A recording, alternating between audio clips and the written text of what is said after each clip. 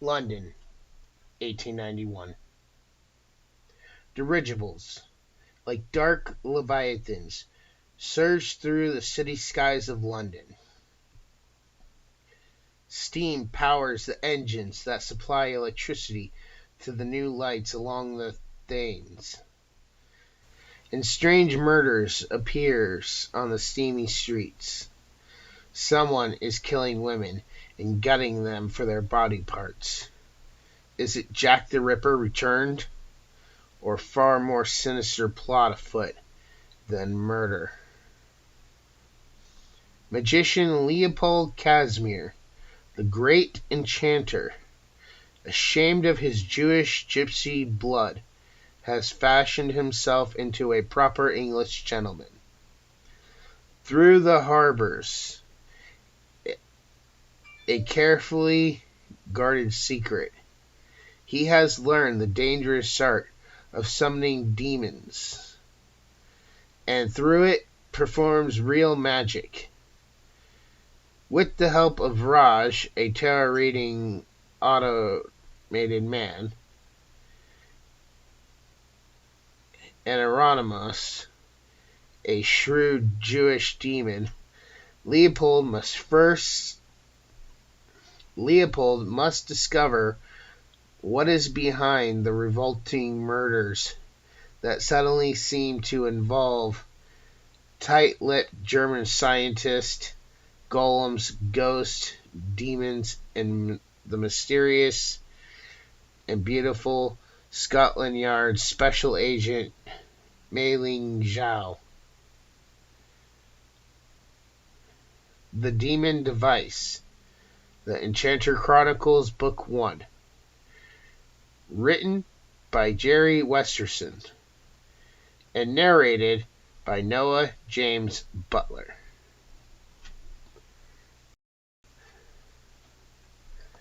Alright, welcome back to another audiobook review.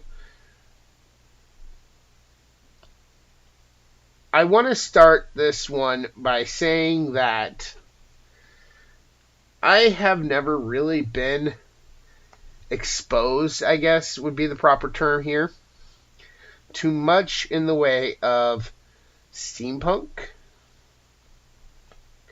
which is how this book was presented to me.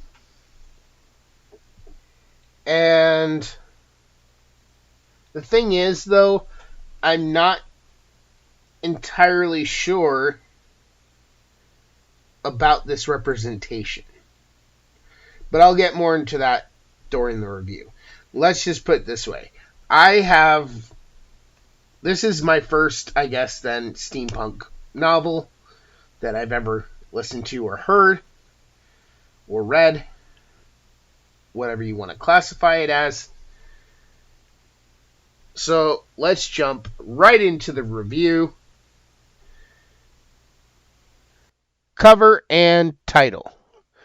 Okay, so starting with the cover and title, I'm going to give this section 4 stars. Now, you'll notice that I'm doing the stars at the beginning, and that's because I want to start with the score and then explain why I'm scoring it that way.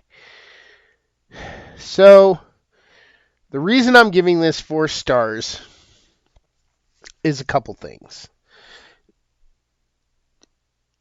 Generally, the cover and the title are fine. They're nice. The cover's nice, and the title is fine. However, me personally, the cover looks to be slightly generic. Like, I've seen a ton of covers like this, so it wouldn't really stand out to me. The title, The Demon Device, well, that might pique my interest a little bit. First, I would probably be off-put by the extra A, because being from America, I'm usually used to reading the word demon as Demon. And that might just be a cultural thing. But I do honestly like the font that was selected for the title. I think the title could have been pulled up a little bit from the image. It kind of just blends with the image.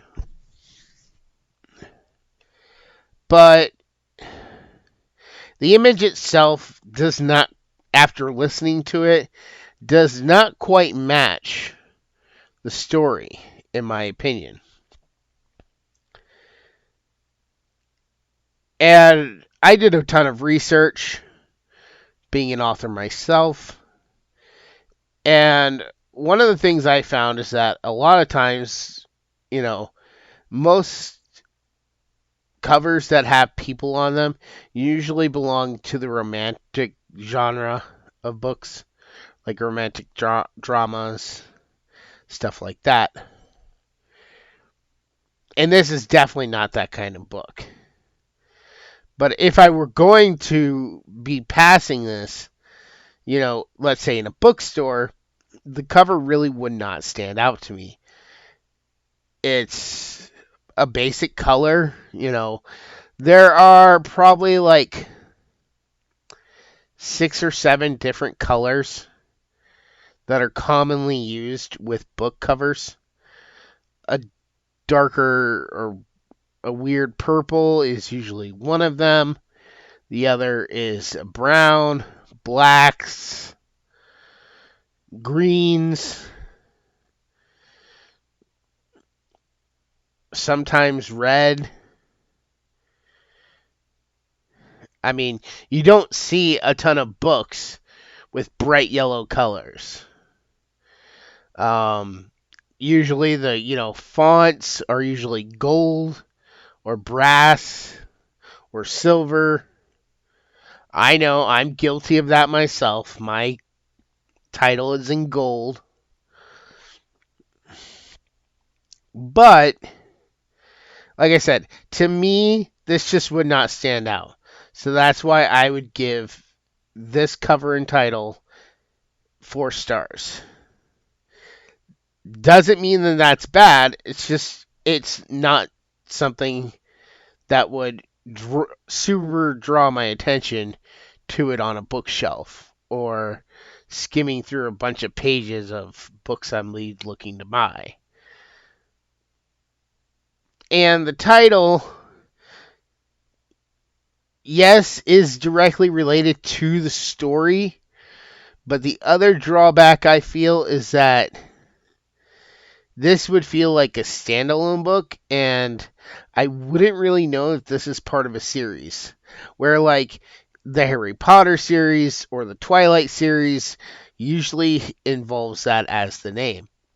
And this has been a thing I've been noticing more and more, is that a lot more books tend to be leaning towards giving each book a different name, even though they're part of a series or a franchise, whatever you want to refer to it as.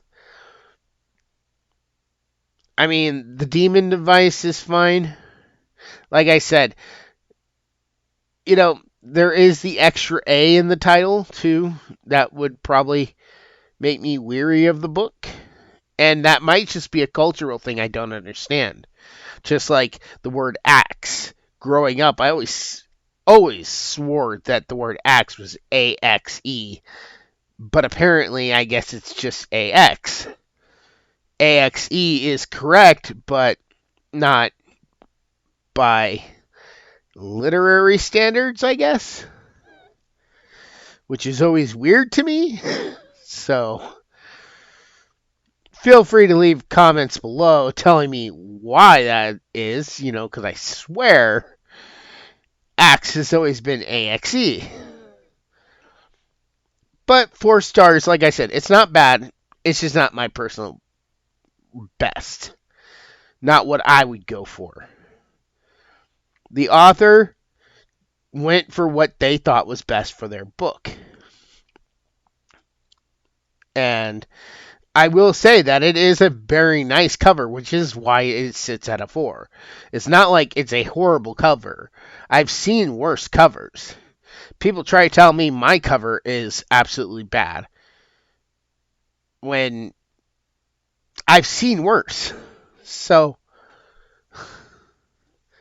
I've seen covers where it's like almost no time or effort is put into it, and it's just like text on a white text on a black background. Now moving into the writing. And for the writing, I'm going to give the writing 5 stars. It was well written. It used different languages. And even though it used different languages, if it was important enough, those languages were translated through the characters, speaking, or through their actions, you understand, if you don't speak the other languages. So, as far as writing goes, it was beautifully written. I mean, I can only assume, like I said, I listen, and it's that's what I'm listening for. Missteps with the writing. I'm not huge into going after people for their grammar. So, but yes, as far as the writing goes, it was very well done. Now moving into the narration. And, oh boy, the narration, wow. Let me just say, right off the bat, I have not heard narration this so damn good. I mean, I've heard some good narration, but wow, this narrator deserves awards. I don't even know where to begin except to say narration gets a perfect 5 stars right off the gate. The narrator was phenomenal. I mean, he blended, his voice, as he's reading, it sounded like Tim Curry reading a book. And I've heard books read by Tim Curry. So, yeah, I can say I almost thought it was Tim Curry. And I'm a huge Tim Curry fan. But in addition to him sounding like Tim Curry, he did really well at making his voice very feminine when it was a female role, speaking the different accents and languages. Like, he mostly speaks in a British accent. Okay, there was maybe 1 or 2 times a word did not quite sound right. For example, every time he says waistcoat, I don't know how to repeat what he says, but it doesn't exactly sound like he's saying waistcoat. There were a few teeny tiny bits where I swear he had trouble clarifying the word, but everything else is so good that you just completely put that out of your mind. There also was one other time when characters are yelling, and there is a little dip in the quality of the audio, like it got a little rough, and I don't know how else that narrator could have fixed that, but my God, his voice work was so perfect. There was a creature in this book that sometimes it sounded like Golem, like Smeagol from Lord of the Rings. The one done by Andy Serkis, And it just would blend from sounding like that to sounding like Dobby from the Harry Potter movies. And anytime you make me think of a movie or TV show, especially many movies or TV show, that hits where my, nostalgia lives. And that really engrosses me into the story even more. So, yeah, this has been some of the best narration. If you like audiobooks and you like fantasy, you've got to hear this narrator read this book. And from what I've heard, I haven't started yet on the entire rest of the series, but I will be doing reviews for the other books in the Enchanter Chronicles. And I've heard that this narrator is doing all of them. So, my congratulations to the narrator.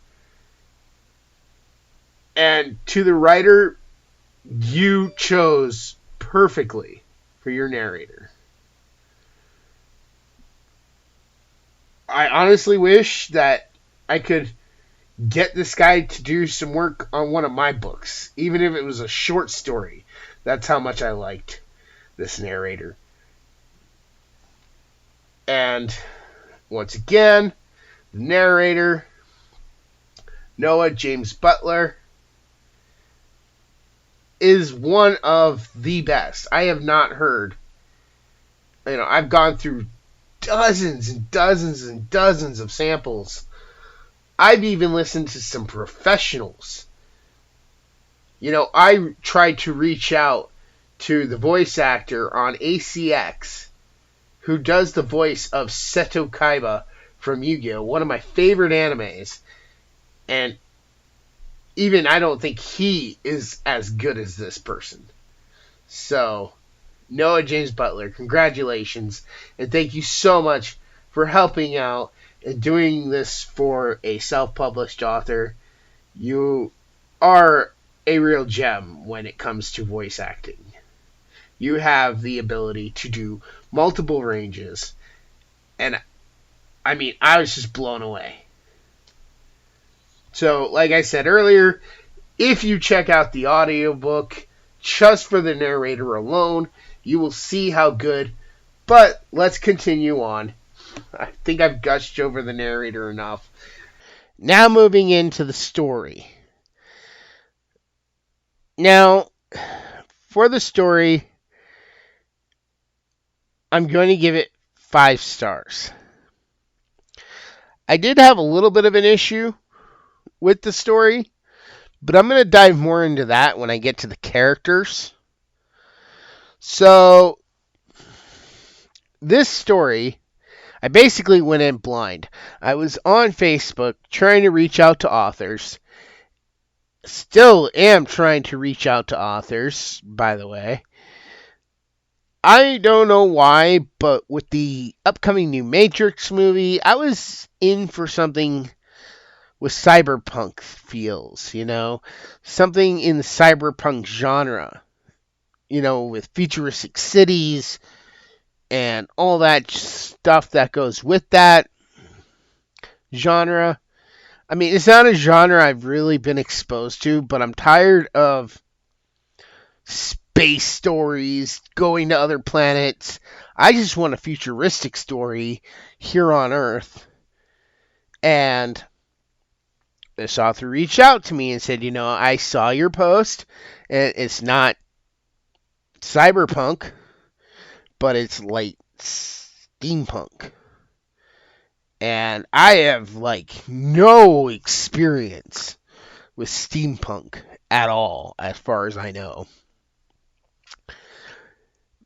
And didn't really read up on the book, didn't really check into what the book was about.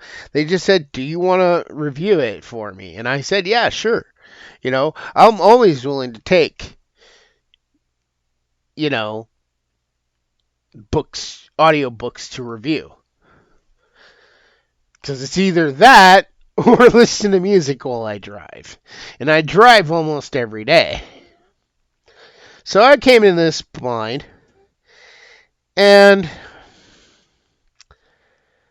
I do know enough about steampunk to know this really did not feel steampunky to me. This felt more like esoteric or eldritch. This seemed like the kind of story that would be based off the work of H.P. Lovecraft or something along that line. You know, with the talk of demons and magic.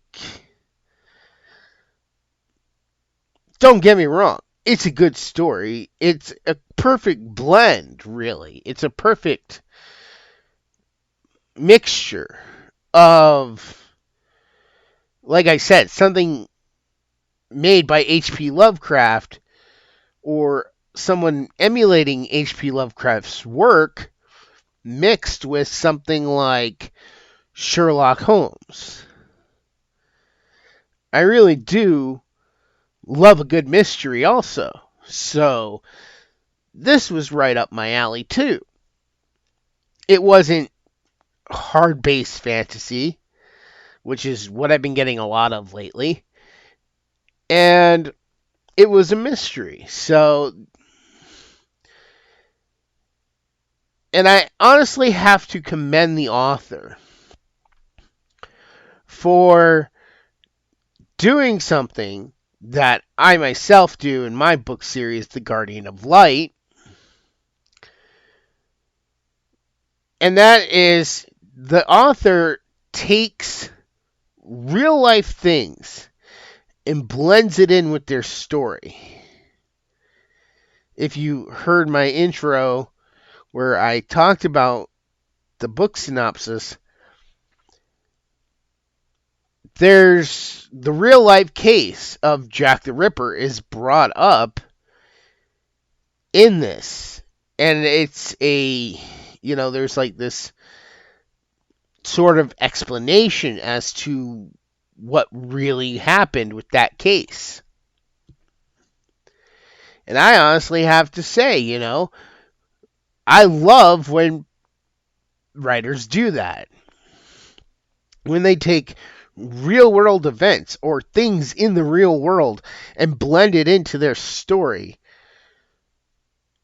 Like mythology is blended into their story to work along with their story. Not to be a crutch, but to be a device used in that story. And I have to give the author credit, because I love that. I love a good mystery. There were a couple things that, as the book went on, I picked up on. And for some reason, I kept getting this feeling like this was London in the thralls of winter. But that might just because I was listening to it. And we just recently got snow here. So with winter in mid-stride, it's like, wow, I think that was interpreting into my mental envisionment of what I was hearing. But I think it's actually supposed to be like spring or summer in the book. But I would love to see if this author takes one of these books into the Christmas season and see Christmas in this world. But yeah, I really enjoyed this story. And as I said before, if you don't listen to it just for the narration, if you like a good mystery with a little bit of steampunk thrown in with some fantasy elements added, definitely check this out. Now let's move on to characters. For characters, I'm going to give this book 5 stars. There was one issue that I kind of understand, but don't really understand.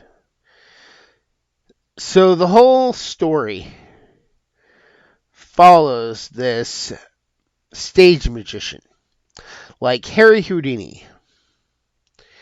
And he gets roped into an investigation of murders, like the Jack the Ripper murders. And the main inspector, he comes to the stage magician.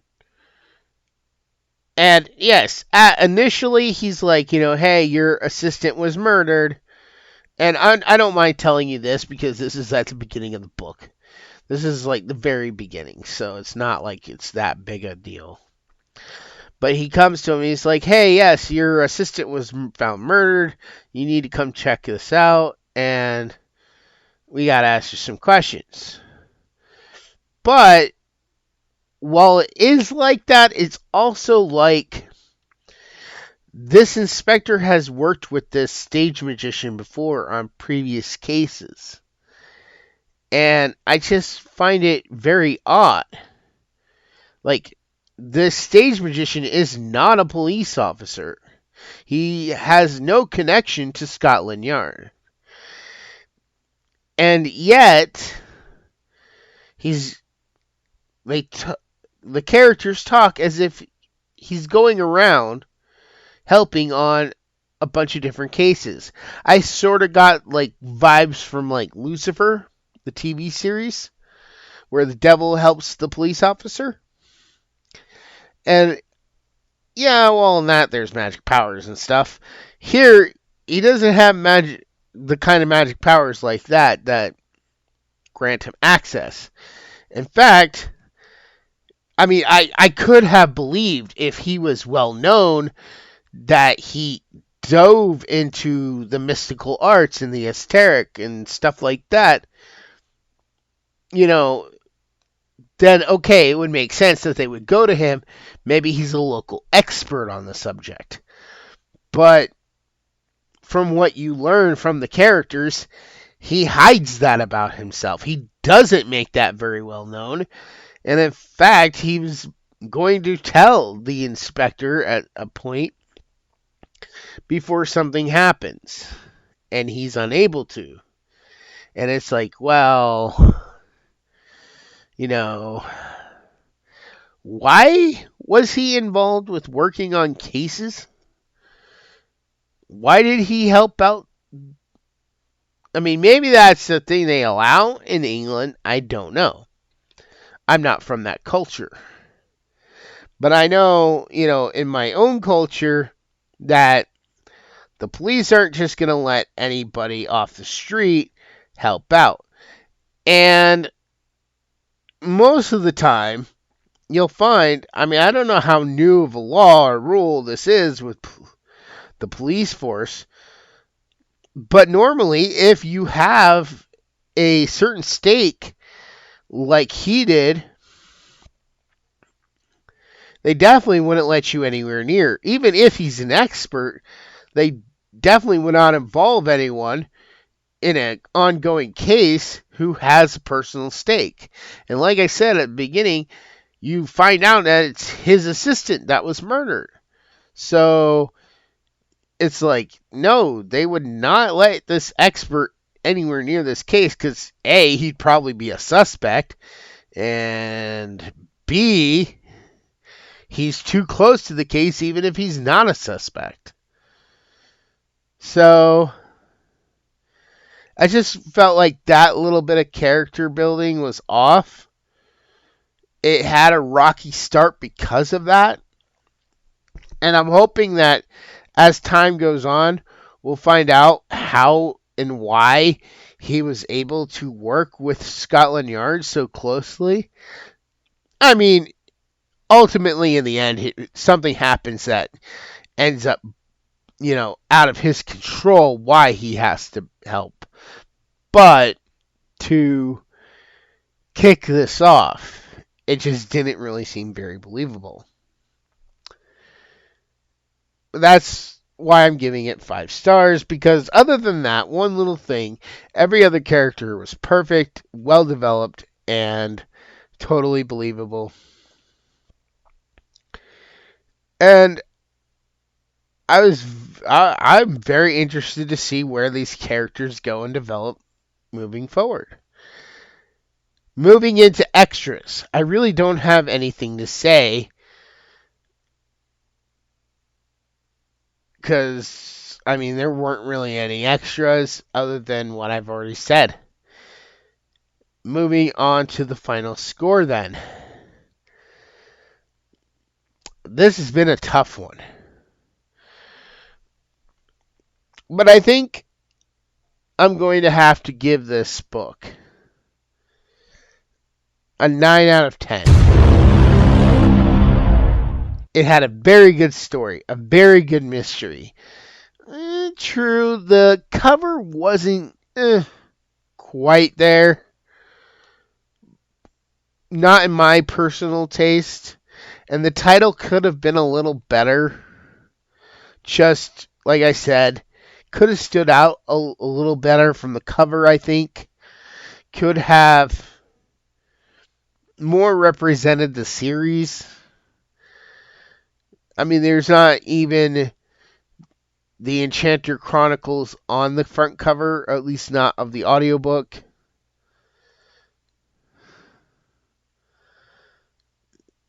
So, it's not my personal taste for the cover, but the writing was perfect. As far as I could tell, it was perfect. The narration was absolutely insanely good. Best narration I've ever heard so far. And the story was great. The characters were fine. Great. Once you got rolling. Like I said, to me, this is like Harry Houdini kind of meets Sherlock Holmes, you know? Wrapped in some kind of H.P. Lovecraft style storyline set in England. And if any of that sounds like something you'd be interested in, if you like, you know, let's say Sherlock Holmes, and wonder how Sherlock Holmes would handle something out of H.P. Lovecraft, then this is probably the story for you. If you're a big fan of stage magicians and H.P. Lovecraft, then again, this is a story for you. And even if it's not, I mean, if you just one of those things, you should at least check it out for the narration. The narration is freaking wonderful.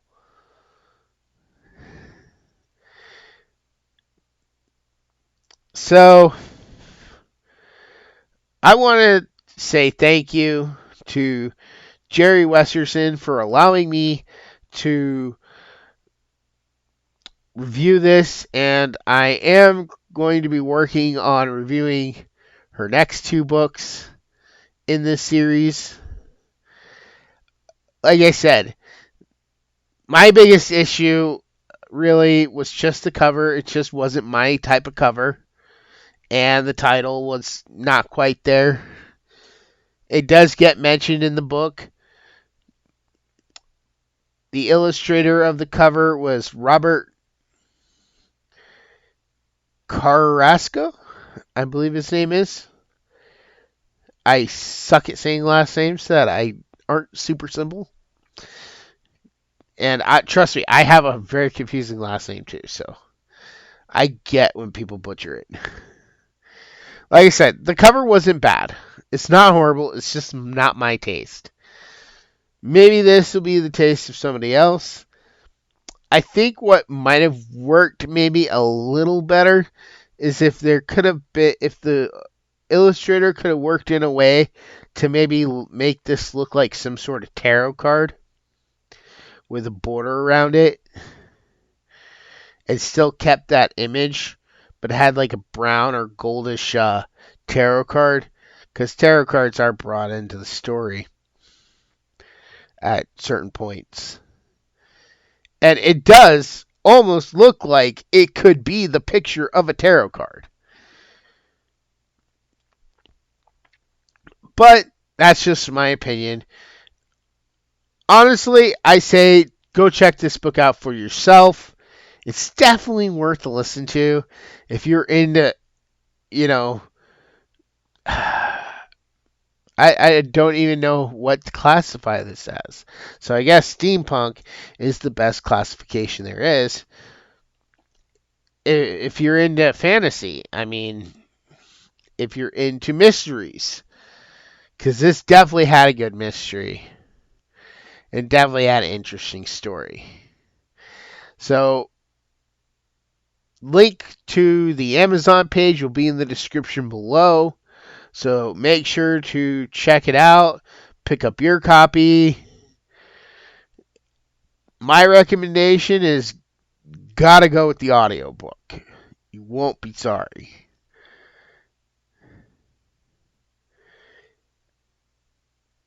If you have not, also please check out my book series, The Guardian of Light. There will be a link to it in the description below. If you have not yet, please subscribe to this channel. Make sure to click that notification bell. And I will talk to you all next time.